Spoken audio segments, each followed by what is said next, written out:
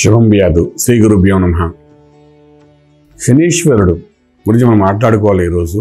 కారణం ఏంటంటే, అన్నిటికంటే పెద్ద గ్రహం అనుకోండి, లేకపోతే ఎక్కువ కాలం ఒకే రాశిలో ఉండే గ్రహం అనుకోండి, పీడించే గ్రహం అనుకోండి, యోగించే గ్రహం అనుకోండి.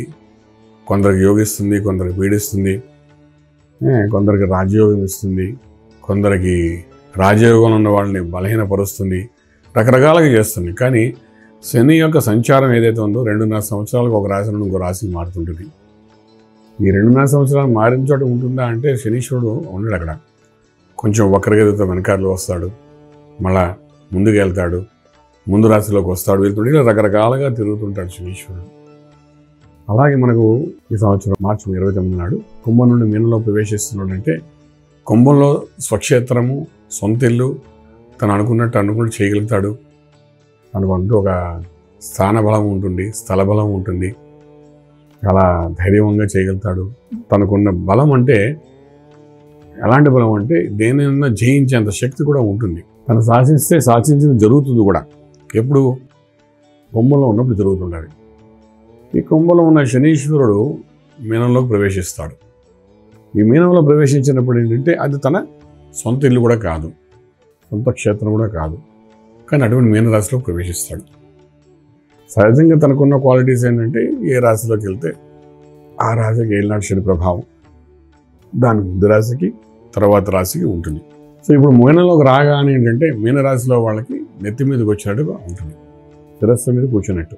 మన తల మీద ఒక బరువు ఉంటే ఒకలా ఉంటుంది, మన కుడి చేతితో అదే బరువు మోస్తుంటే ఒక రకం ఫీలింగ్ ఉంటుంది, మనం అదే ఎడమ చేతితో మోస్తే అది ఇంకో రకంగా ఉంటుంది. 3 రకాల భావనలు ఉంటాయి. నెత్తి మీద ఉంటే భారం అది శరీరం మొత్తం మీద చూపిస్తుంది.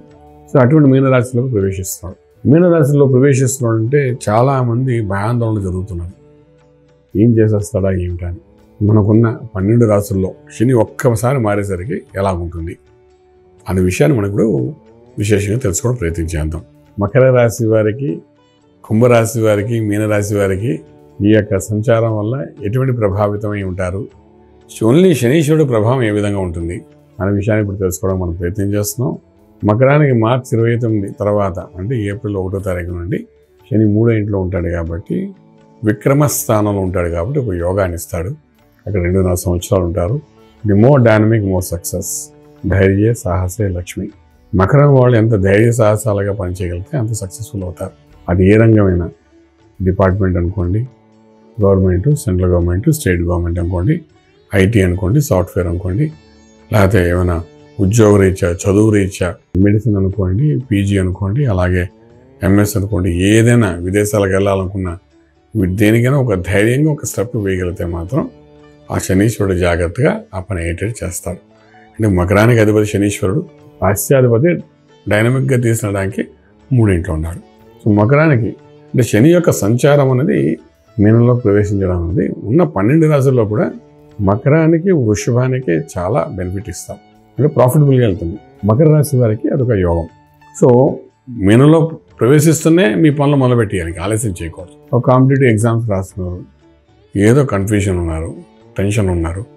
ఈ శనీశ్వరుడు ఎప్పుడైతే అక్కడ మారుతాడో ఆటోమేటిక్గా మీకు ఆ టెన్షన్ తగ్గిపోతుంది, ఆన్సర్స్ దొరికిపోతే సక్సెస్ మొదలైపోతుంది. సో అలాగా మకర రాశి వారిని ఒక మంచి బెనిఫిట్ ఇస్తాడు. ఇక మనకు కుంభంలోకి వస్తే నెత్తి మీద కూర్చున్నప్పుడు పక్కకి జరిగినట్టే అమ్మయ్య అనిపిస్తుంది వాడికి. నిజంగా చెప్పాలంటే అష్టదిగ్బంధనం చేసినట్టుగా కుంభరాశి వారికి ఎక్కడ చేయి పెట్టాలి, ఏ రూట్లో వెళ్ళాలి, ఏ మార్గంలో పనిచేయాలి, ఎలా డబ్బు సంపాదించాలి, ఆరోగ్యాన్ని ఎలా కాపాడుకోవాలి, అడుగు వేస్తే ఎటువంటి ఇబ్బంది పడుతుంది తెలియదు. బండి మీద వెళ్ళాలా, కార్లో వెళ్ళాలా, ఫ్లైట్లో వెళ్ళాలా, ఎక్కడ యాక్సిడెంట్ జరుగుతాయి, బాత్రూమ్కి వెళ్ళి కాళ్ళు జారి పడిపోయిన వాళ్ళు ఎంతమంది ఉన్నారు. ఇన్ని కష్టాలు నెత్తి మీద ఉన్నప్పుడు పడిన కుంభరాశి వారికి ఇప్పుడు ఆ నెత్తి మీద శనీశ్వరుడు పక్కకి జరిగాడు అంటే ఎంత అమ్మయ్య అంటే చాలా ప్రశాంతత ఏర్పడుతుంది. అంటే అంత కష్టం మీద కొంచెం తక్కువ.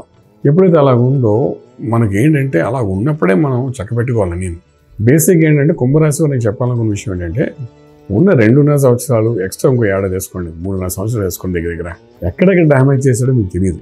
వెళ్ళిపోయాడు, రేపు 29 మార్చిలో వెళ్ళిపోతాడు, 30 నుండి ఫ్రీ అనుకుంటారు.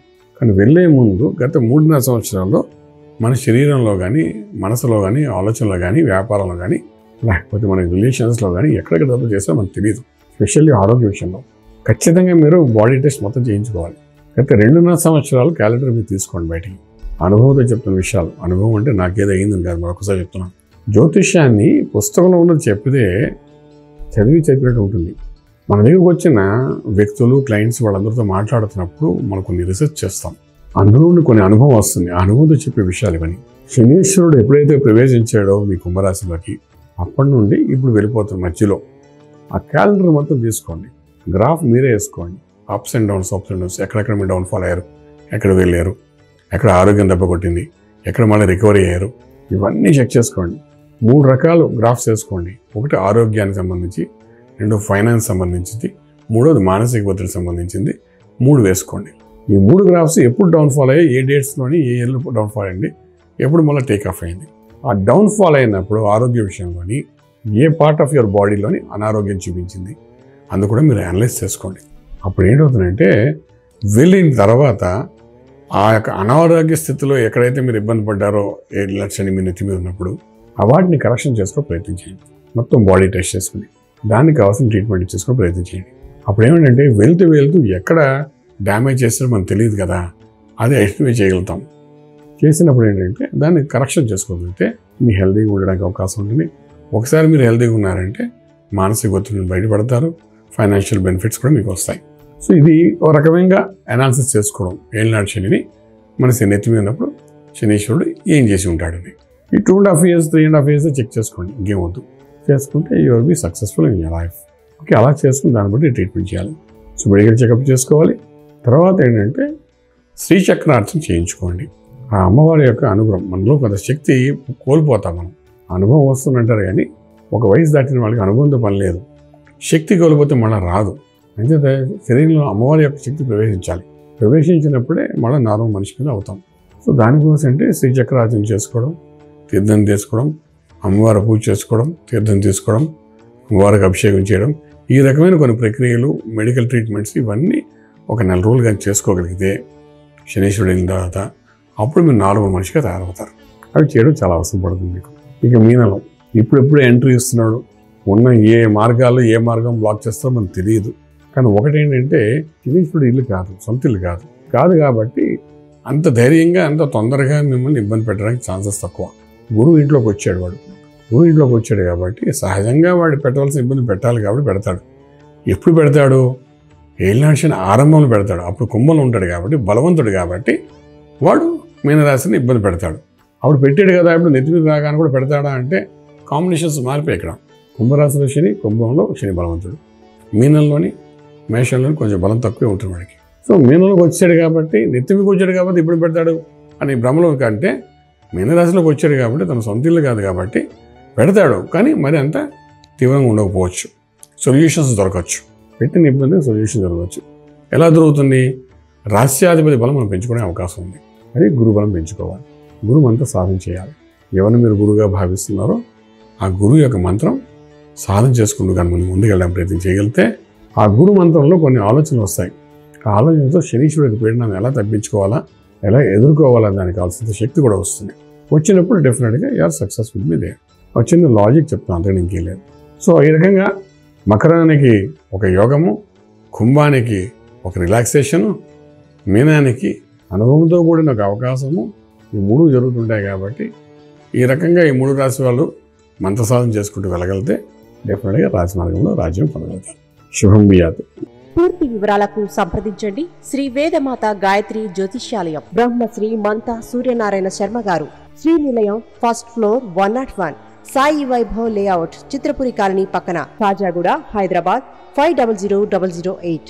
సంప్రదించవలసిన ఫోన్ నంబర్ 8855559147, 8855559148, 9849996644.